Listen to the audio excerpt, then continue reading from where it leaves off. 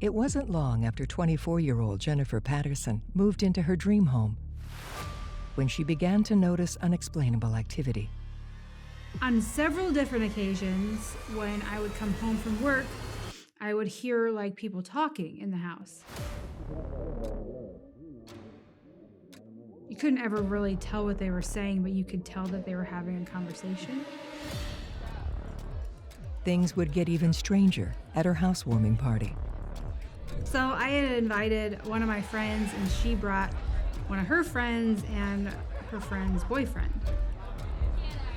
He's like, there's people in this house. I'm like, yeah, a lot of them. So we're having a party. He's like, no, they're not alive.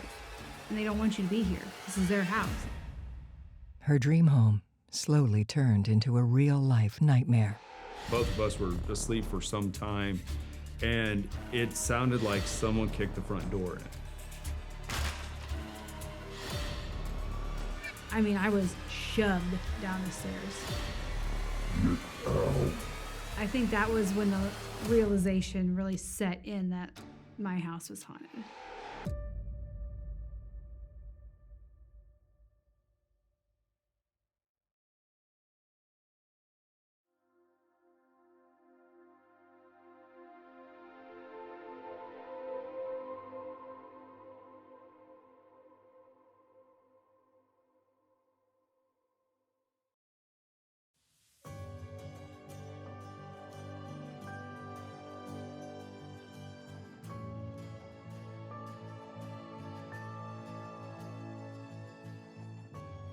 It's the summer of 2008.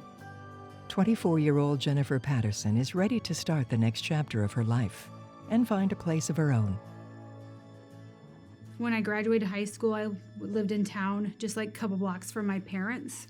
And I had always boarded my horse. And the one thing that I wanted was to have my horses at my house.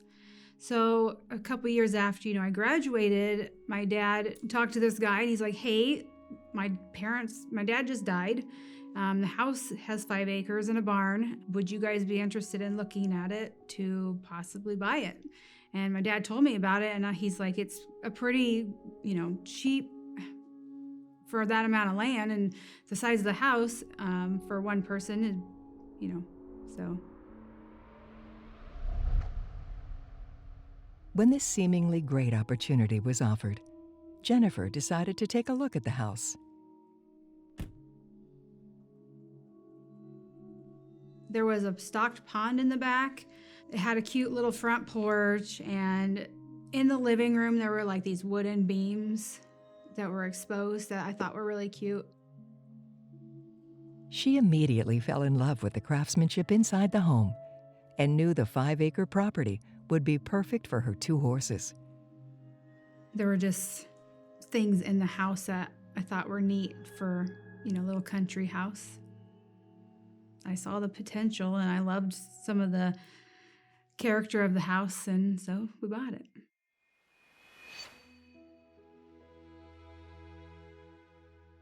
It didn't take long for her to make up her mind and knew this was the place she wanted to live.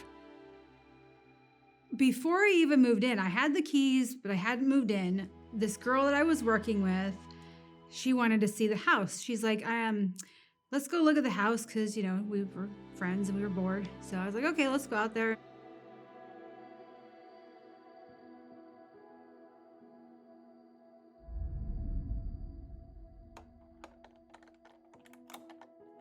We walk in, and the way you would go in is you would go through the garage and you would be able to see from the doorway to the garage all the way back to the bathroom. It was just like one big old long.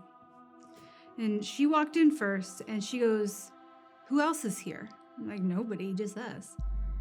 She goes, well, I just saw somebody walk from across the hall in the back, back there. And I'm like, there's a bedroom, a bathroom, and a bedroom.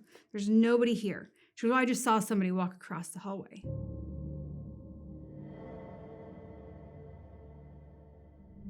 She said that she had like weird vibes on the house. Like she felt like she was watched and, just weird things. But I was just like, whatever. Jennifer thought this incident was odd, But she didn't put too much stock into what her friend was saying.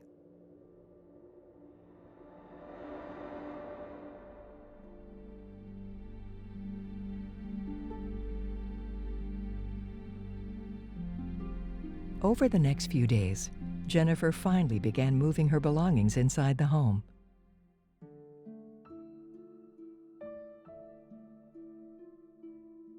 Right before all of my belongings were coming in, I went back to the master bedroom, and it's old people lived there.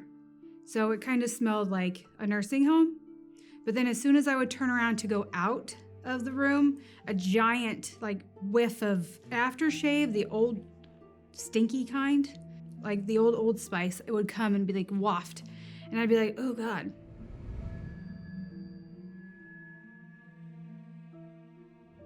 So I walk into the hallway and, go into the bedroom on the across from the other one, and it would just smell like an old person's house. And then I would turn around and I'd get a big whiff of that Old Spice again. And it was like somebody was following me. I wouldn't smell it because I'm walking in somewhere, and then I'd turn around and bump into somebody almost. It was gross.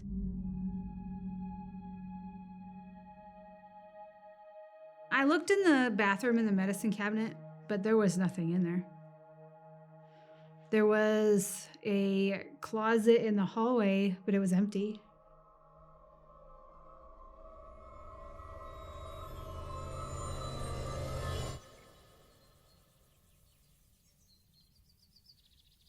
Once fully settled in her new home, the strange activity would continue.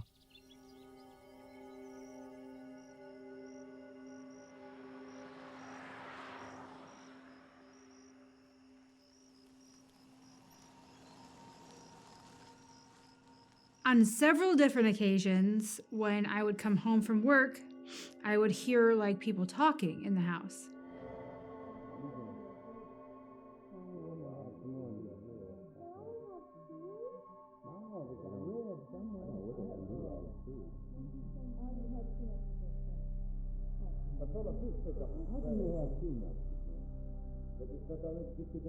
I didn't have a working radio in the house.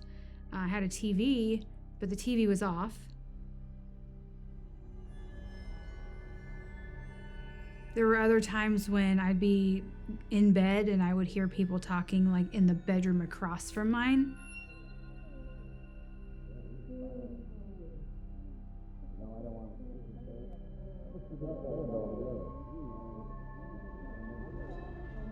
You couldn't ever really tell what they were saying, but you could tell that they were having a conversation.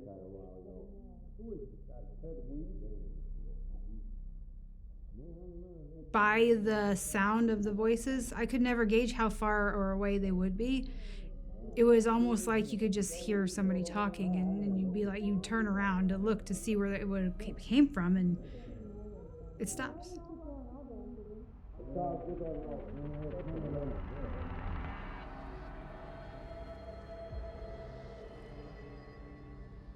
And then you just go look around looking for it, and you're like, I don't know what's going on. Aside from the unexplainable voices, Jennifer would often hear the sound of old music, but she could never find a source for it.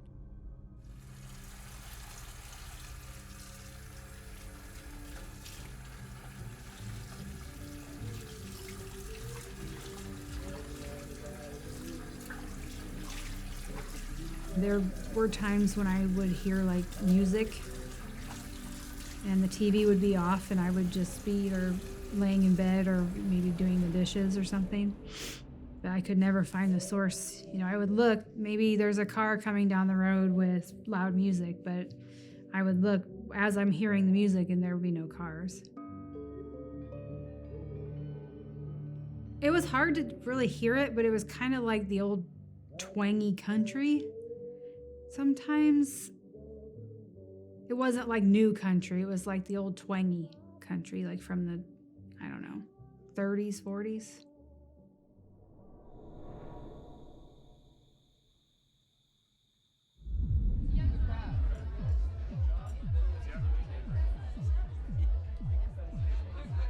Despite the recent strange activity, Jennifer decided to host a housewarming party. So I had invited one of my friends, and she brought one of her friends and her friend's boyfriend. It didn't take long for her friend's boyfriend to unexpectedly approach Jennifer during the party. And he's like, "There's people in this house." And I'm like, "Yeah, a lot of them. We're having a party." He's like, "No, they're not alive. And they don't want you to be here. This is their house." I was like, "This is my house. We're having a party. Chill." And then, like, I didn't see him the rest of the night. After he told me, there's people in the house, they're dead, they don't want you here, a man and a woman, I never saw him the rest of the night. I mean, my friend was still there, and her friend was still there, but I never saw him the rest of the night.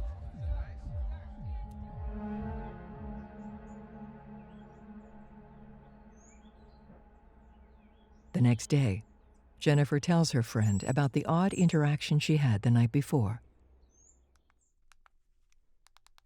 And after that party, I, told my friend, I was like, your friend's boyfriend is a little weird. She goes, "Yeah, he's a psychic." And he told me what he said to you. And I'm like, "Is he like legit?" She's like, I don't know. Figuring someone was just trying to play a joke on her, Jennifer blows the incident off, determined to live a peaceful life in her dream home. I was dealing with things that I didn't want to tell anybody, like that was happening at the house, because I didn't want to look like a weirdo. Nothing had ever happened to me prior to living in that house. I mean, I've been to places where people say, "Oh, it's haunted," and nothing ever happened. And I move in that house and all hell breaks loose.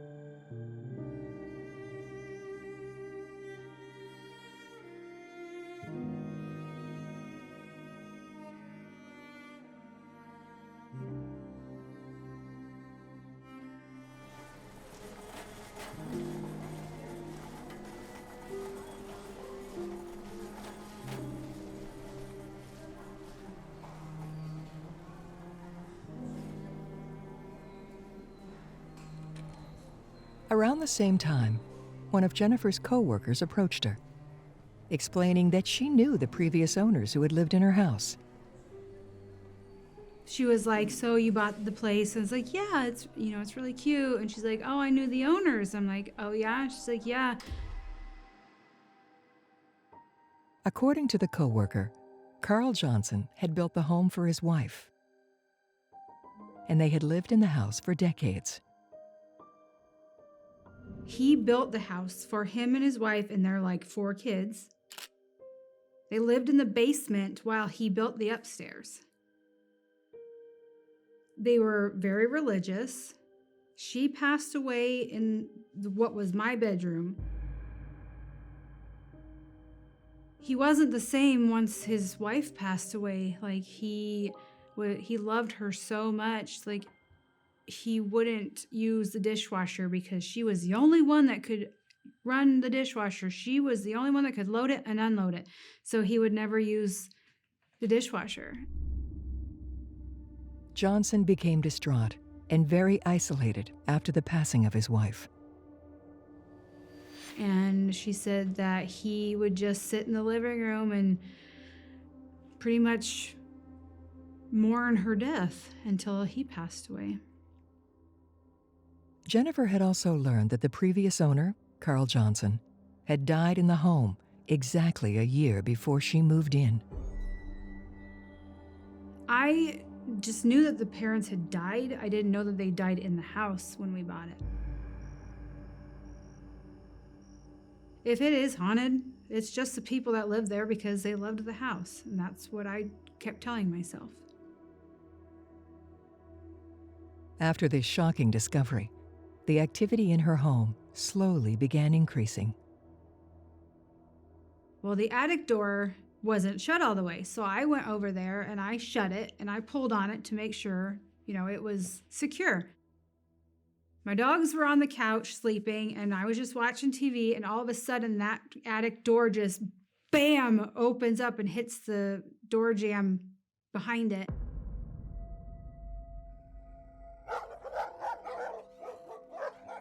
My dogs ran over there, all the hair on the back of their necks standing up, barking up the stairs of the attic.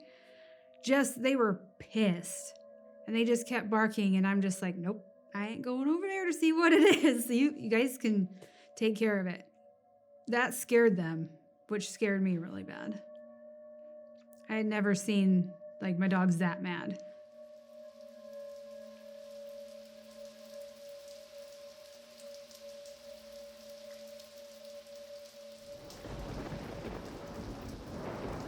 The basement flooded when it rained and we didn't know it. They lied to us about lied to me and my parents about the basement, saying that it never flooded. They just had a pipe burst or something and they dried it out and it was fine, but no. You would have like a swimming pool in the basement when it rained. Jennifer believed she could coexist with the spirits of the former owners. This was until the activity became more aggressive in nature. I was putting clothes in the washer, and then I had ripped off a couple panels off the wall that had been rotten just to, kind of help my parents clean it out, and that was when I heard a "get out." Get out. I kind of didn't know if I really heard it, and then I continued to pull panels off the wall, and then it was louder, and I was like, "Get out." So I was like, yep. And I ran up the stairs and something grabbed my leg. And I swear to God, I felt the fingers wrap around my leg and I just booked it up the stairs. And after that, I was like, something grabbed me. So yeah, I think that was when the realization really set in that my house was haunted.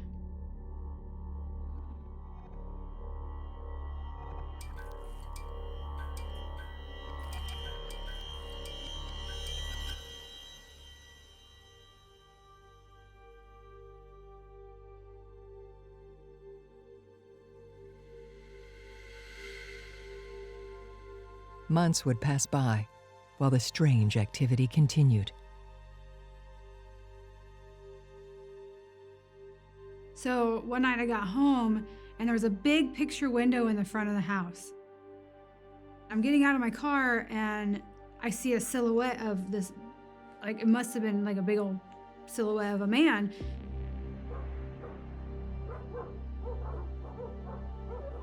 And my dogs are just going nuts. So I'm like, I don't know if I want to go in there. So, that was when I called my brother and he came over and there was nobody in the house, but I for sure saw him and my dogs were not happy that something was weird in the house when I got home. Because they usually weren't barking like they were when I would get home. I would just hear them, their little tippy tappies on a linoleum. They weren't barking. They were just ready for me to come in the door.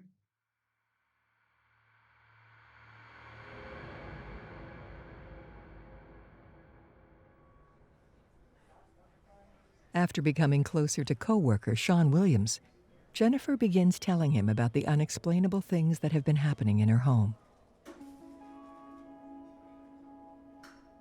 So Jennifer and I used to work together. We started talking, and one of the things that she talked about was that she's seen stuff going on in her house. And I was like, are you sure? She's like, yeah. And one day she came into work and she was walking kind of weird. I was like, what happened? And she said that she was doing laundry and the laundry was downstairs and she felt something push her down the stairs and then she ended up hurting her ankle. That's kind of how we started talking about her house being haunted and stuff like that. I had told him, a few things. I got pushed down the stairs. I probably told him I fell down the stairs, but just that I would hear things and weird noises and stuff like that. I tried to tell myself I'm just clumsy and fell down the stairs, but when you're at the top of the stairs and you're just walking and you're not even at the stairs to start walking down, and you feel hands on your back, and you like maybe a foot from the first step to go down, and you just start rolling. I mean, okay, I get it. I'm short, and if I would have like tripped, I'm pretty sure I would have landed on the floor and not go down the stairs, because that's how far away I was. I mean, I was shoved down the stairs.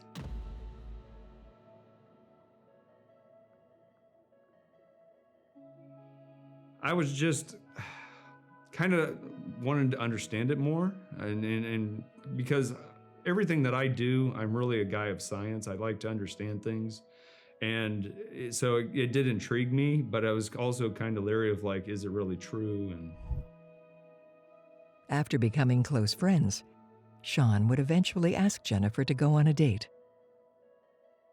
The relationship that I was in ended, and Sean wanted to take me out, and I wasn't interested because I didn't want, I just got out of a relationship. Well, then he went on a date, and I saw red. I was very jealous, and I was like, well, maybe I do have feelings for this person. And so we started dating, and we were together for a while, and then I was like, well, would you want to move in with me? And he said yes.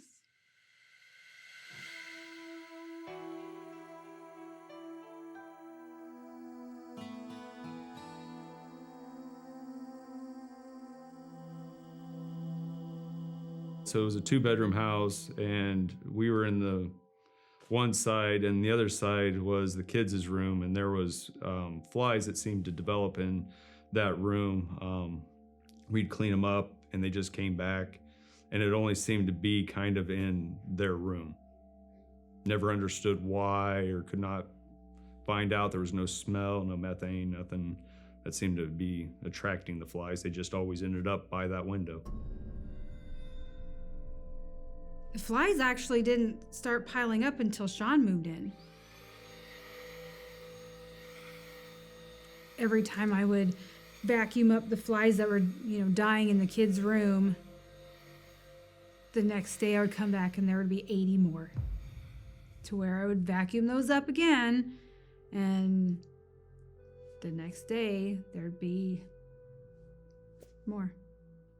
No idea why. I mean, there was obviously house flies in the house, but not concentrated like it was in that one room. It was one of those things that is just weird to interact with, and it's like, how is this happening? And the winter months was less, but there were still flies there.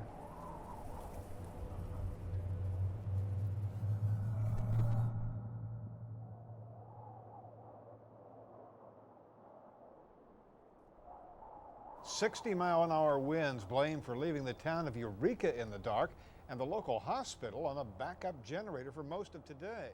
News 25. Jen and I were sitting there watching TV late at night, and the way the house was set up is the TV was in front of you. Left of the TV was the hallway to go to the back 2 rooms. And in that hallway, on the right-hand side, was a little pantry closet. The door opened, and there was an inflatable mattress device up at the top shelf, and that device ended up going completely across the hallway at the top shelf area and hitting the wall. So it wasn't like the device came off the edge and fell to the ground or anything like that.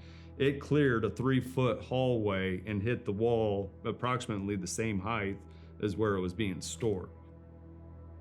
Even if it did fall off the shelf, it wasn't going to fall straight across and hit the wall. It would have fallen down and maybe hit the bottom corner of the wall. It hit almost the same level across.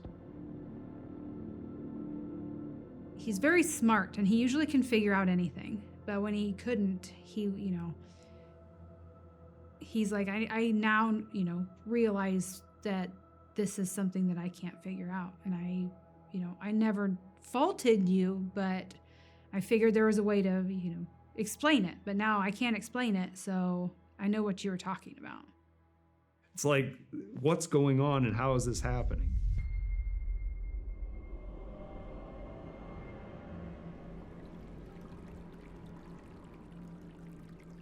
As the days passed by, the activity in the home became more frequent. In the middle of the night, I woke up and next to the bed, there was a man standing there. Couldn't see him, like a face or anything. It was just, he was blacker than the black in the room, you know. It would just be like, if you're looking into the dark and all you can see is the head and shoulders, like the outline, because that's blacker than what's surrounding it. I'm like staring at it, and I'm like, Sean. And then I'm like, Sean. And then I look back at it, and it's gone. I was just in disbelief and kind of, I don't know how to put it, almost surreal, I guess is the best way to put it, because, I mean, she's freaking out. I'm trying to figure out what the heck's going on. I mean,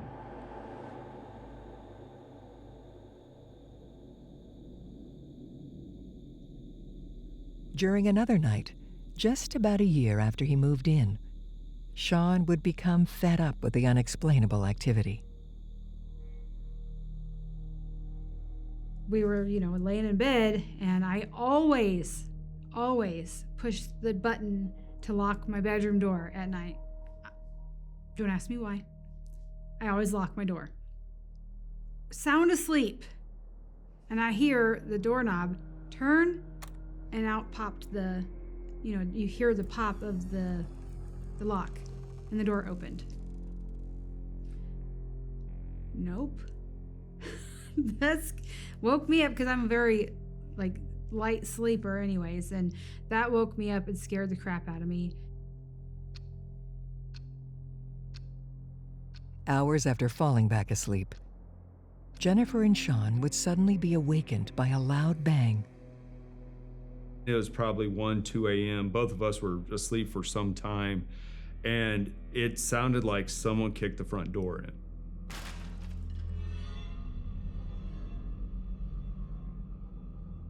There was a loud bang, which scared both of us. I have always in my nightstand a gun, so I ended up grabbing my .45 and started just clearing rooms because it sounded like someone busted the door down.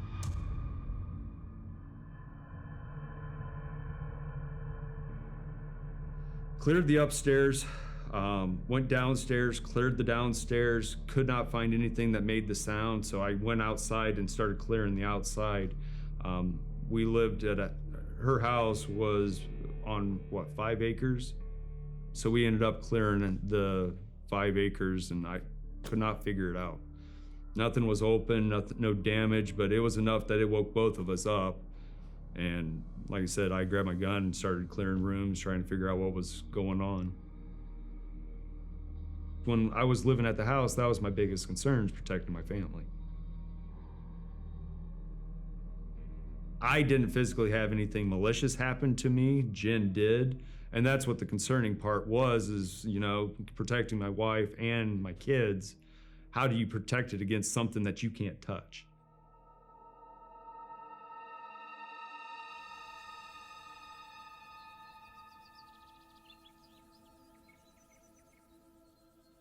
The couple became even more concerned when their 3-year-old son began exhibiting strange behavior. We noticed that our son was reading, and then he would turn the book to show the picture to somebody that wasn't there in the room. He seemed like he was talking to somebody. I just talked it up to it's his imagination. We're trying to get him to learn to read and that. So he's got the little toddler books where he's opening it up and it's star, It's not, when I say reading, he's not reading multi-chapter books, but it was star, and he's just sitting there, then flipping the next one, moon, and stuff like that. Nothing was really happening to the children before that. It was just happening to me, or he was hearing things. But then when we noticed that that was happening, that's showing us that they're gravitating towards the kids now. And I was like, no. You leave them alone. For Jennifer and Sean, this was the final straw. The young couple knew they needed to seek out professional help. You know, I'm definitely a believer now, but I am more inquisitive about it. And when it's happening to you, that's where it gets more concerning, right? Because there's no way of protecting yourself against something that is not physically there and present, you know? And that's where I started getting concerned, and where I kind of don't want to touch it, don't want to deal with it.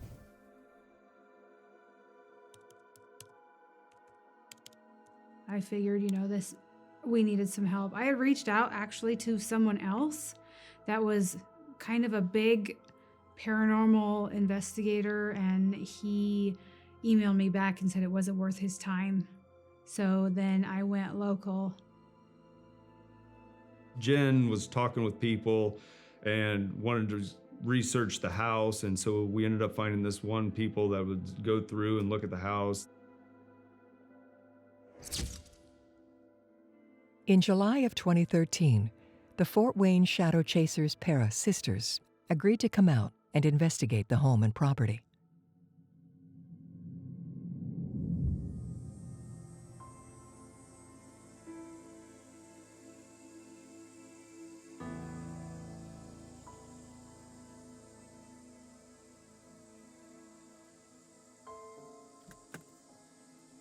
The team's investigators, Tina Lano and Jackie Hicks, along with psychic medium Cheryl Ferguson, arrive at the farmhouse for their investigation.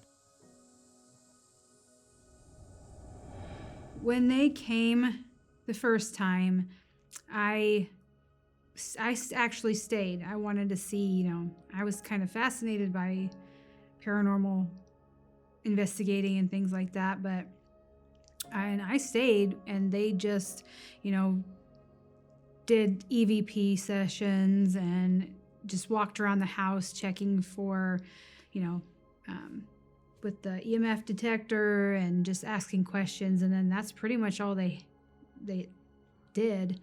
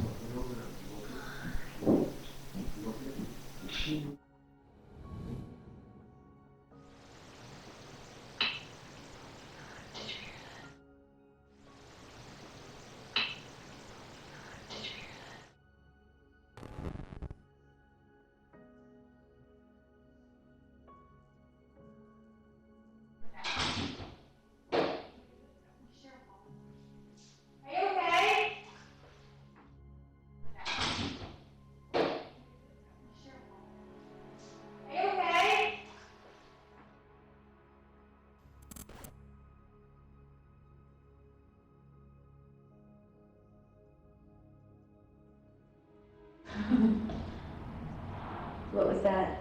What was it? Did you guys hear it? Yeah. What was that? What was it? Did you guys hear it? Yeah. They ended up staying there the night to try to see what's going on. We didn't really get much feedback, but they said they wanted to come back again. So they ended up coming back the second time. So when they came the second time, I waited on the front porch for them because I wasn't going to go in the house by myself because of everything that we had been through. Long story short, fast forward, the first time that they stayed out overnight, they thought that we were messing with them with electronic devices because some of the stuff that they got just seemed like it was too perfect. So they ended up coming back the second time with her husband, who's an electrical engineer. And while they were in the house doing their investigation, he was looking for electronic devices that were hid. And it's like, we didn't hide anything at all. So we didn't know, at that time, we didn't know why they wanted to do it twice, but that's the reason why, and they never did find anything. And they brought him to look and see if I had speakers and was trying to, make it worse and faking it, which I wasn't. I wouldn't have even known how to do that. But yeah, because they got some pretty clear EVPs, and they caught a man sneezing when it was all women in the house at the time.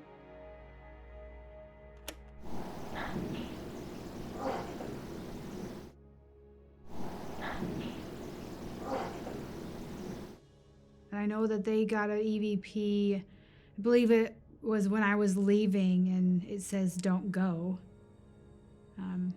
But yeah, they've got some pretty clear EVPs that they thought that I was faking it.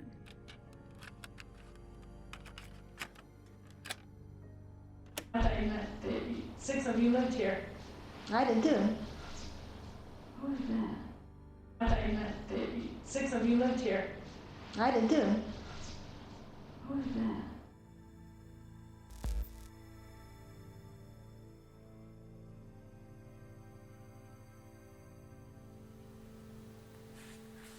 It's on my feet. Come on, turn off. Ooh, I feel like something just touched my arm. Yeah, something touched my feet. I'm going over here by the car. Yes. Twice on the floor for now.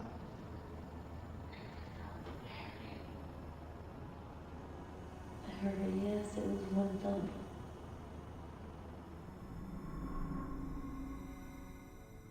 The group performs a blessing on the house, with hopes to finally end the haunting. I didn't really know much about cleansing houses or getting rid of spirits. I didn't really know anything about that, so I thought, whatever they were saying would work. We ended up having sage burned once as a cleansing of the house, but it didn't seem to help. The conclusion they came up with was we can sage the house, bless the house, and try to live with it. But they didn't think there was any way of getting rid of the entities that were there. You didn't get pushed down the stairs, and if I can get pushed down the stairs, are they going to do that to one of the kids? They don't deserve that, so no, I'm not going to coexist. He might love his house, but he can have it. I'm not, Jennifer and Sean decided they could not deal with the paranormal activity any longer. Not wanting to risk the possibility of a physical attack on one of their children, the family would finally leave the home for good.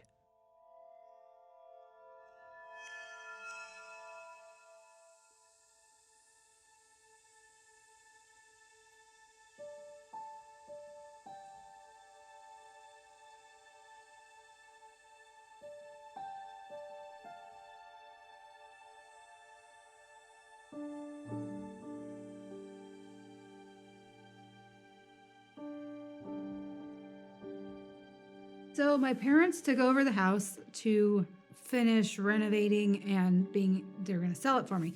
And they didn't believe in ghosts. They were very, very skeptic, very big skeptics. But they had experiences when they were there after we moved out. And they were the only ones there and so now they believe. They were in the basement. And when you open the door to the basement, there was a nail on the wall, and a fly swatter always hung there. I never used it. They were all dead in the kids' room. So my parents were in the basement. Nobody else was there. All of a sudden, that fly swatter was at the bottom of the stairs. And my mom's like, what is that? And my dad's like, it's a fly swatter. And she goes, that was hanging up by the door. He goes, I don't know. So then another time, my dad was there by himself, and he said that when he was in the basement, he heard the garage door open, somebody come in to the mudroom and shut the door, and walk through around in the kitchen. He went up the stairs and there was nobody there. It was only his vehicle in the driveway. Garage door was shut. It was just him. Another time, my dad said that when he left the house, he shut the basement door. When he came back the next day to continue working on it, the door was wide open.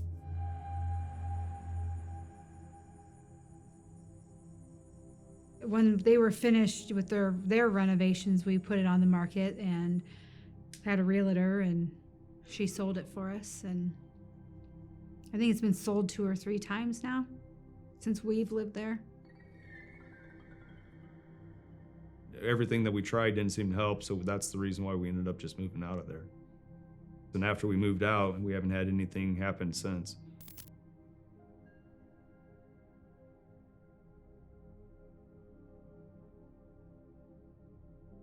The owners of the house did pass away there in the house. That was one of the theories, that it could be them trying to communicate in some lost business that never got addressed and something like that. What I think is, the reason why things started happening when Sean moved in was because we weren't married and they were religious, and we started renovating the basement. Because like I said, the basement they built and they all lived down there while he built the upstairs. So us tearing down the walls because they got the water down there, I think just, he loved his house and he built that house, so he was not happy that we were tearing it apart. On 2 separate occasions while living in the home, Jennifer claimed she was shoved down the stairs by an unknown force, resulting in various injuries that required medical attention. Well, I had tried to grab the banister that went down the stairs, and I had a broken rib, and I think I tore a muscle in my shoulder. Just a lot of bruises. Thankfully, I didn't break my neck or anything. It was pretty scary because, like I said, I was a good foot away from the first step, and if I would have fallen, I would have been at the first step, my head right here. But I was shoved down the stairs.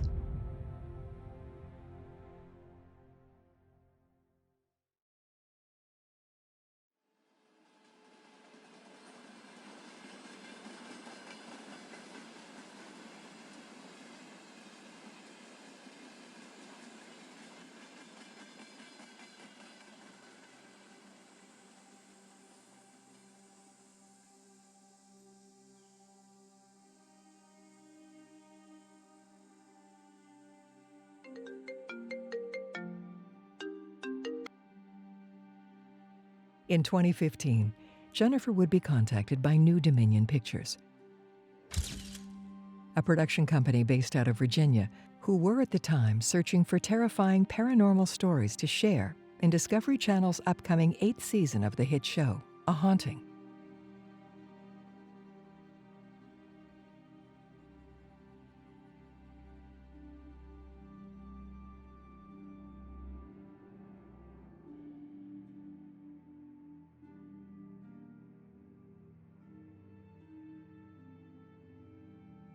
It was nice to go on a haunting and tell them my story, but then to have them, make it so dramatic and dramatize it, and just that, they added to my story to make it scarier. I mean, it was very scary, but the way that they made the ghost look, I mean, I never saw his face. I mean, he was always just a black shadow. So for them to make him look like he's got cornflakes with black paint on his face, that's just, it was awful. And at the end, they, made me out to be this horrible person by, it was almost like they were cutting and piecing my words together and saying that I didn't care about if the person living there was having experiences. Like, I would care. I hope they're not. I mean,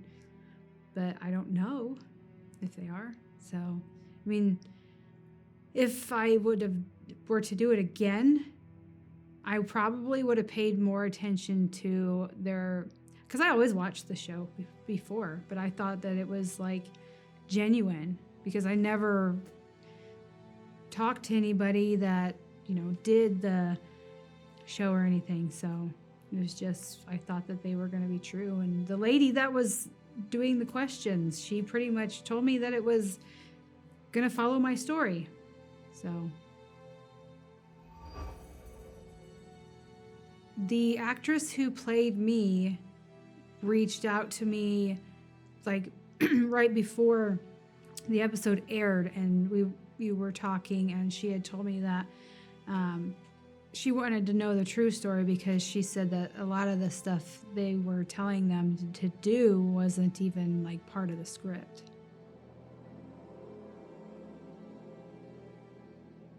Like, she had read the script, and part of it wasn't even like what they were telling them to do or how to react wasn't even part of the script.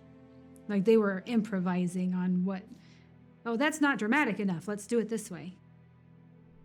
My biggest concern is like I was saying earlier, is that a lot of stuff happened, but the way, and I understand that you have to have viewers and stuff like that, but a lot of the stuff was dramatized, I didn't see the guy down in the basement when I was clearing the rooms and stuff like that. I was trying to figure out what made the sound and never did find anything that truly made the sound.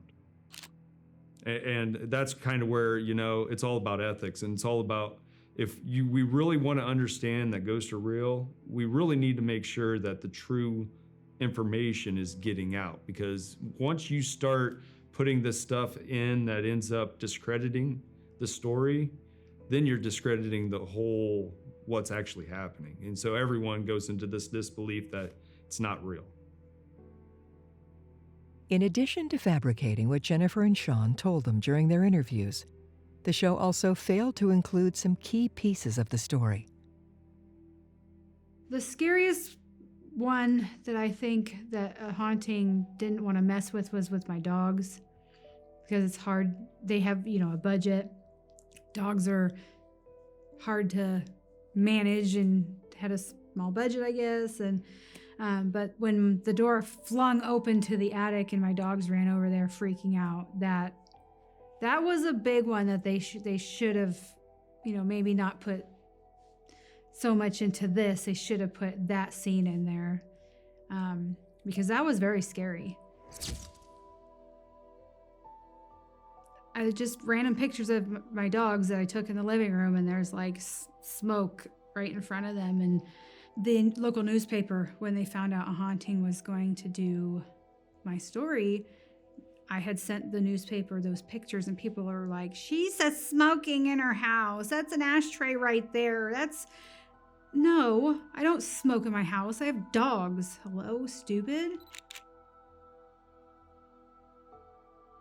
I would zoom in and try to figure it out, and I'm like, well, maybe it's dust, or, somebody was driving by when I was taking the picture. I mean,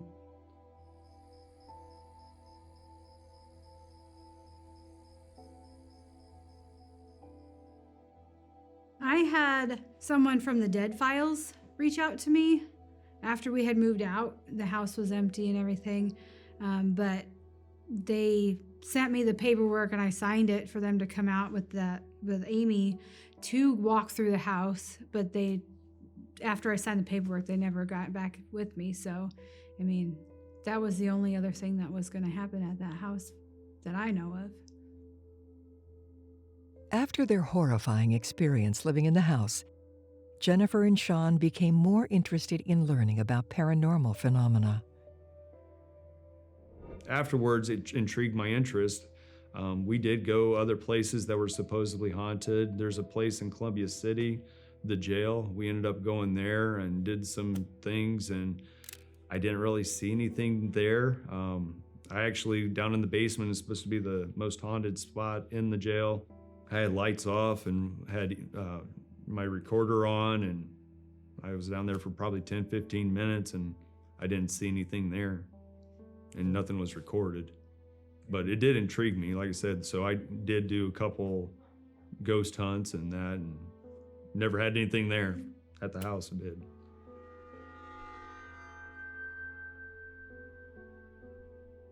In 2022, Jennifer would appear on the United States of Paranormal podcast, which is run by Jeremy Golden, who would later offer Jennifer a spot as co-host of the show. Well, actually, I started a new job, and Jeremy works for me at our job, and he started telling me that he has all these podcasts, and he has one called the United States of Paranormal. And I'm like, oh, well, that's cool. I lived in a haunted house. I was on a haunting. And he's like, what? So I went on to the podcast and I told my story, and, you know, they asked questions and we just talked. And then a couple weeks later, he asked me if I wanted to join the podcast. And yeah, I've been doing it since.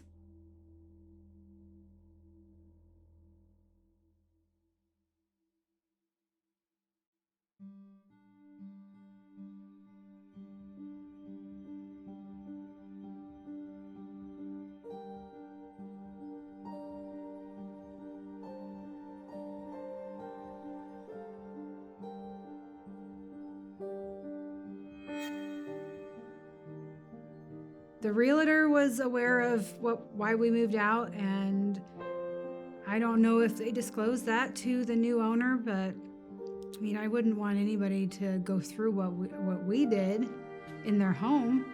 So, I mean, I hope that whoever's living there is enjoying their cute little house.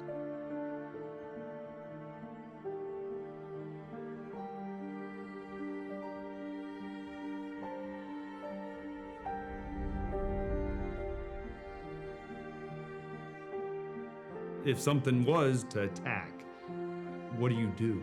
This is the house that you live in, you know? It's not like, okay, just don't mess with it anymore. It's like, no, I've got to come back tomorrow and stay in the same place. So it really opened my eyes and definitely made me understand a little bit more of what you're messing with that might not necessarily be something you want to mess with.